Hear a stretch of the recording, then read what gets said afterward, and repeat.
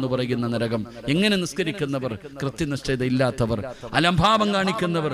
എന്റെ പ്രിയപ്പെട്ട സഹോദരങ്ങൾ, അലംഭാവം ഫവൈലുൽ ലിൽ മുസല്ലീൻ അല്ലദീന ഹും അൻ സ്വലാത്തിഹിം സാഹൂൻ അല്ലദീന ഹും യുറാഊന വയംനഊനൽ മഊൻ. ഖുർആൻ. അതിന് പരിഗണന നൽകാത്തവർ അവർക്കാണ് വൈലെന്ന് പറയുന്ന നരകമെന്ന് അല്ലാഹുവിന്റെ വിശുദ്ധമായ ഖുർആൻ. പടച്ചവനെ, നമ്മൾ ഇന്ന് നിസ്കരിക്കുന്ന നിസ്കാരമുണ്ടല്ലോ, നിസ്കാരപ്പായിൽ നിന്ന് എഴുന്നേൽക്കുമ്പോ അള്ളാന്റെ മലക്കുകൾ പറയും, എടാ പരാജയപ്പെട്ടവന്, എടാ നഷ്ടവാളി, നീ നരകത്തിന്റെ അവകാശിയാണ്, നിന്റെ പേരെവിടെ എഴുതി വെച്ച് കഴിഞ്ഞു, നീ നഷ്ടപ്പെടുത്തി കളഞ്ഞല്ലോ. അല്ലാഹുവിന്റെ മലക്കുകൾ അവിടെ നിന്ന് പറയുമെന്ന് നബിതങ്ങൾ പഠിപ്പിക്കുമ്പോ, എന്റെ പ്രിയപ്പെട്ട സഹോദരങ്ങളെ, ഇങ്ങനെയാണ് നിസ്കരിക്കേണ്ടത്. ഒരാൾ നിസ്കരിച്ചാൽ ആ നിസ്കരിക്കുന്നവൻ അള്ളാഹു കൊടുക്കുന്ന പ്രതിഫലം അള്ള വിശുദ്ധമായ ഖുർആനിലൂടെ പറയുകയാ, ഈ ദുനിയാവിൽ നിനക്ക് എന്താ വേണ്ടത് അള്ള നിനക്ക് തരും.